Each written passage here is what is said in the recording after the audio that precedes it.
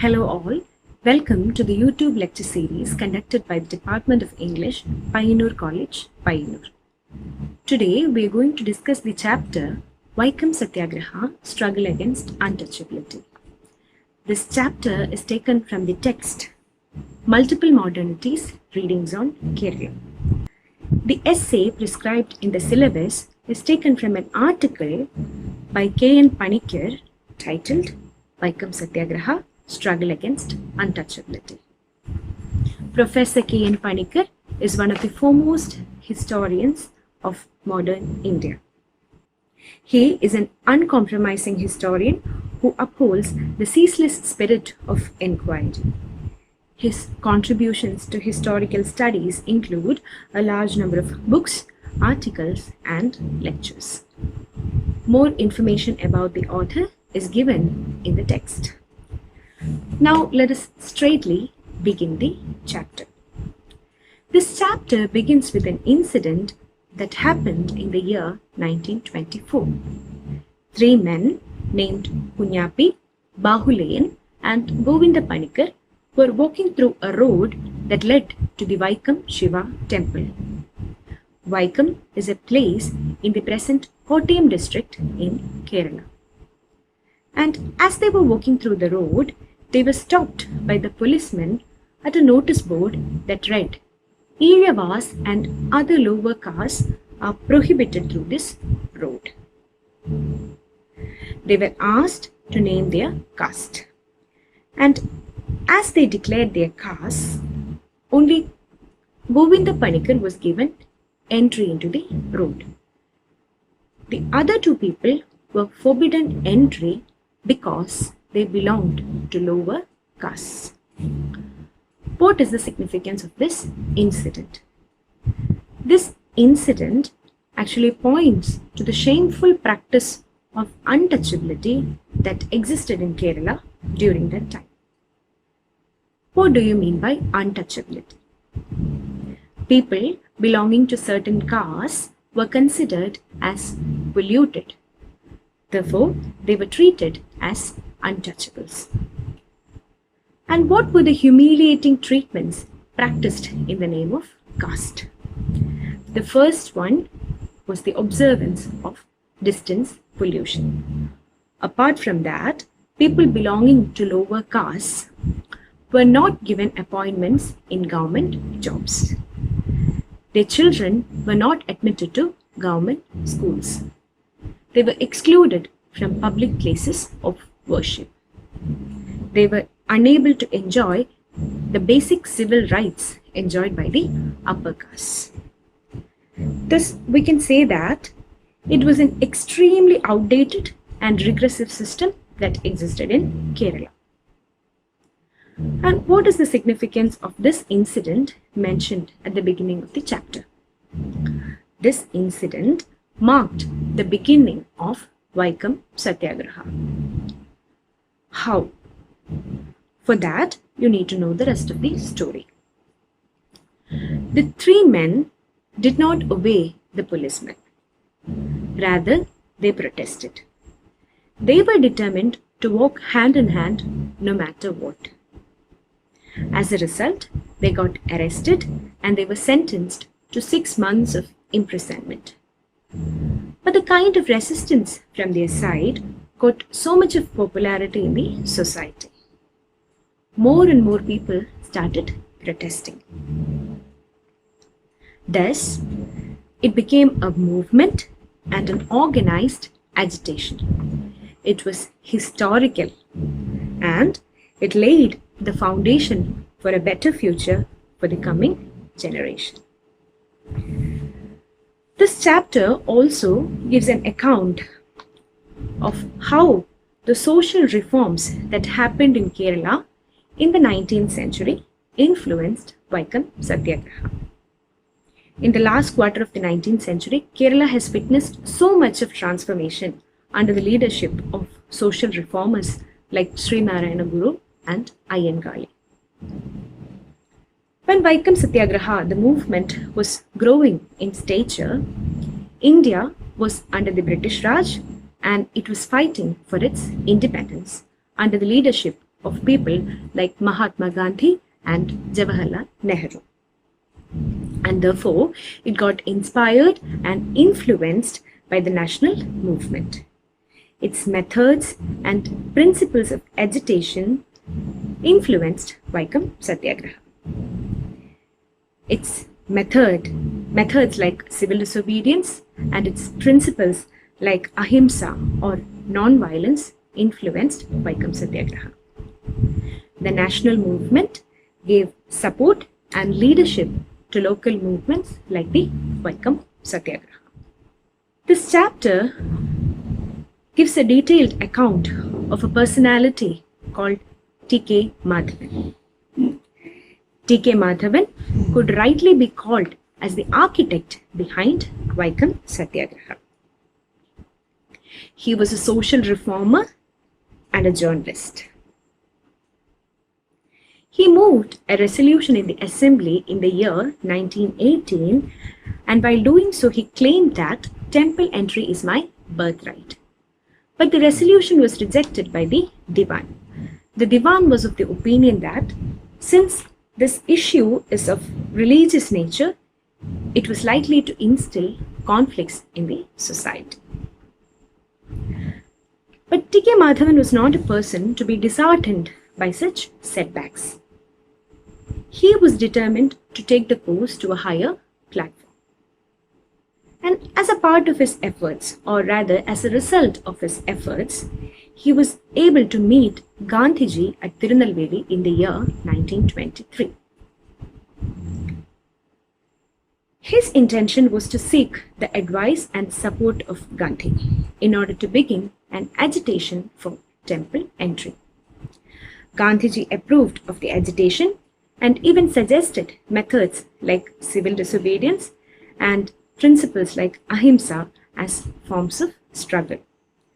Gandhiji also gave a message to the people of Travancore, emphasizing on the importance of the untouchables' right to worship in Hindu temples. Gandhiji's words could influence the people a lot. Many upper caste reform associations deplored the discrimination against lower castes after listening to Mahatma Gandhi. Gandhiji could mobilize the enlightened upper caste Hindu opinion in favor of the temple entry. Many reform associations like the Kerala Hindu Sabha, the Nayar Service Society, the Yogakshema Sabha and the Kshatriya Sabha endorsed the temple entry demand, and some of them even started campaigning for it. The Savarna jatha organized from Vaikom to Thiruvananthapuram under the leadership of Mannath Padmanabhan, the founder of Nayar Service Society, becomes important in this context. The declared purpose of the jatha was to present a memorial to the Maharani regent. But the actual intention was to arouse public opinion, especially among caste Hindus, against untouchability. The jatha denounced untouchability in strong terms. Coming back to TK Madhavan, after eliciting the support of Mahatma Gandhi, TK Madhavan took immediate steps to join the Indian National Congress. He became a member of the Indian National Congress and participated in the Kakinada session in 1923 as a delegate. His intention was to attract attention to the situation in Travancore. He eminently succeeded in the mission. He introduced a resolution for the formation of an All India Committee for the eradication of untouchability. Following the Kakinada session, the Kerala Provincial Congress Committee formed an anti-untouchability committee with K. Kelappan as its convener. TK Madhavan, Kurur Neelakandan Namboodiripadu, T.R. Krishnaswamy Iyer and K. Velayudha Menon were its members. This committee conducted various public meetings, held processions and mobilized the people against untouchability. This chapter also discusses in detail the role played by great leaders like Mahatma Gandhi and Sri Narayana Guru in Vaikom Satyagraha. The active involvement of Sri Narayana Guru also served as a powerful source of inspiration and guidance for the Satyagrahis. Guru's message to the Satyagrahis is given in detail in the chapter. Let us read a small excerpt from that. Those who think another's touch pollutes him should not be left unmolested in their so-called cleanliness. I repeat, those who think another's touch pollutes him should not be left unmolested in their so-called cleanliness. But let there be no violence or show of force. Sri Narayana Guru did not approve of using violence. Guru visited the venue of the Satyagraha and presided over a public meeting held at the venue. And during March 1925, Mahatma Gandhiji also visited the site of the Satyagraha. And after visiting the site of the Satyagraha, he went to Shivagiri to meet Sri Narayana Guru. And this chapter also gives an account of a conversation between the two great leaders. Gandhiji asks, some are of the opinion that non-violent Satyagraha is of no use, and to establish right, violence is necessary. What is Swamiji's opinion? For which Guru replied, I do not think that violence is good. Thus, we can understand the fact that both these great leaders did not approve of the use of violence. The appeal of the Satyagraha went beyond regional and religious parameters. It was not just the Hindus who participated in the Satyagraha. Rather, Christians as well as Muslims participated in the agitation. A party of 12 Akalis headed by Lala Lal Singh and Kripal Singh came to Vaikom and set up a langar for the volunteers. Akalis were members of a Sikh political group. The Akali movement sought to bring about reforms in Gurudwaras. A Gurudwara is a place of worship of the Sikhs. These Akalis set up a langar or a community kitchen for the Satyagrahis at Vaikom, and thus they offered their support to the Satyagrahis. E.V. Ramaswamy, popularly known as Periyar, he came with his wife Nagammai and offered his support to the Satyagrahis. And during the course of his agitation, he was arrested twice. And this gave him a nickname called Vaikom Veerar. E.V. Ramaswamy, popularly known as Periyar or Tantai Periyar, is a social reformer who fought against Brahmanical dominance, and he also rebelled against caste as well as gender inequalities. And he started the self-respect movement and Dravidar Kazhagam. So the role played by E.V. Ramaswamy in Vaikom Satyagraha is significant. Another important event was a jatha that started from Suchindram under the leadership of Dr. M. Perumal Naidu.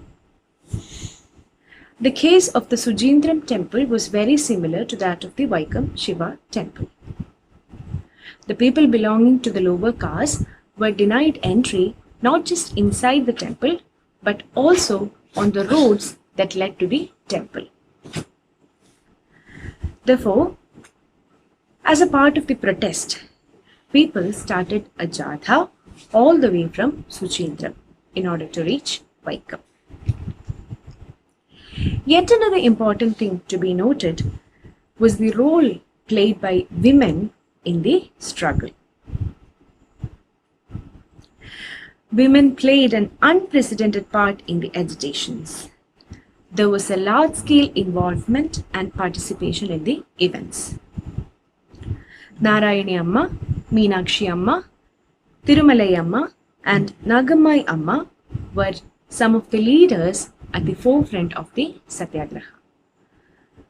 But many historical accounts have either omitted them or they are merely presented as the wives of prominent leaders.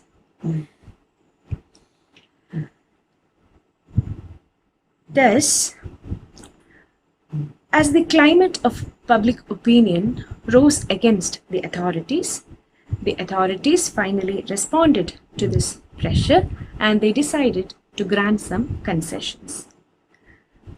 Consequently, the roads around the Vaikom Shiva temple, with the exception of 2 lanes leading to the eastern Gopuram, were opened to all castes without any discrimination.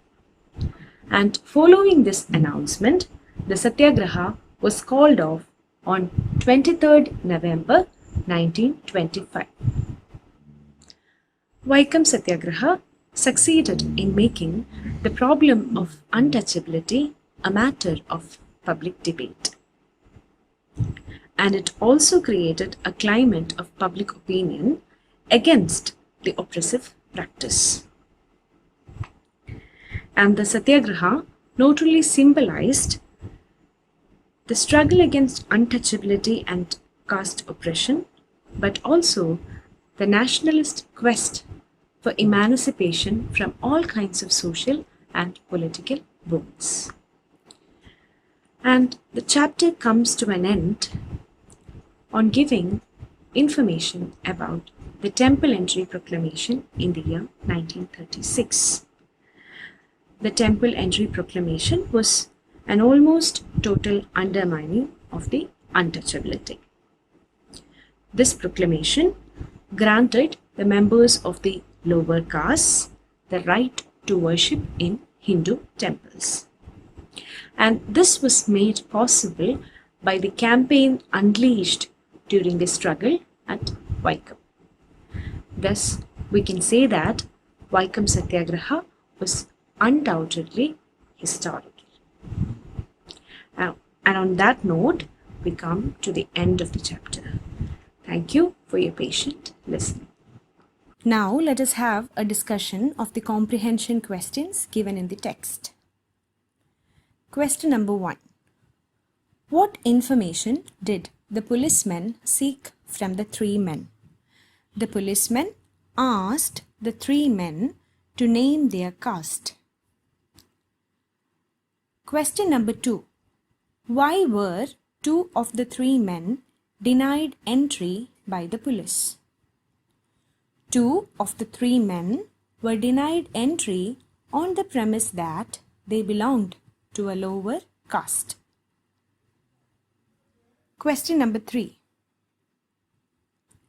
What is the meaning of stood their ground?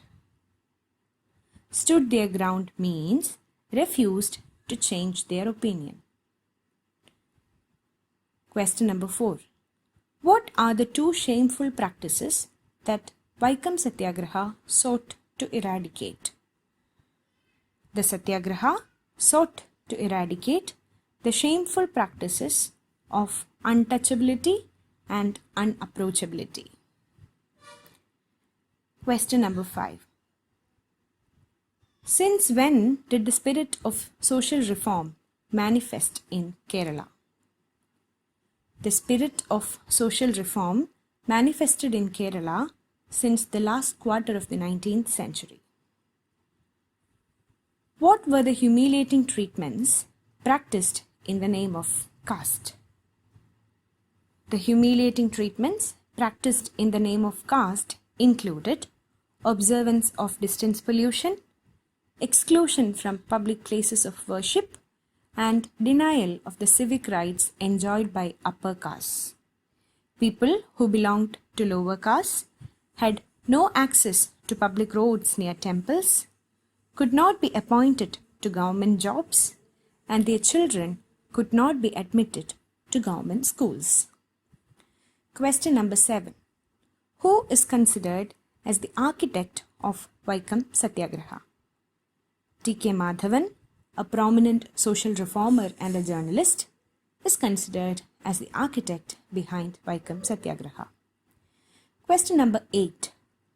What was the reason cited by the Diwan for disallowing the motion moved by TK Madhavan in the assembly? TK Madhavan moved a resolution in the assembly and claimed that temple entry is my birthright. The motion was disallowed by the Diwan on the ground that the issue was of a religious nature and was likely to create dissension in the society. What was Gandhiji's advice to TK Madhavan regarding the conduct of the struggle at Vaikom? Gandhiji approved of the agitation for temple entry and suggested civil disobedience and non-violent satyagraha as forms of struggle. Question number 10. What was the outcome of Gandhiji's appeal to the people of Travancore? Gandhiji's appeal mobilized the enlightened upper caste Hindu opinion in favor of temple entry. Thereafter, almost every upper caste reform association deplored the discrimination against the lower castes. Question number 11. How did the organizers attempt to control the flow of volunteers to Vaikom from all over Kerala? The organizers attempted to control the flow of volunteers by making a public appeal to the volunteers not to reach Vaikom without prior permission and without a certificate of character from an important citizen. Question number 12. Who was the leader of the savarna jatha conducted in solidarity to Vaikom Satyagraha? Mannatta Padmanabhan, the founder of the Nayar Service Society, was the leader of the savarna jatha conducted in solidarity to Vaikom Satyagraha. Question number 13.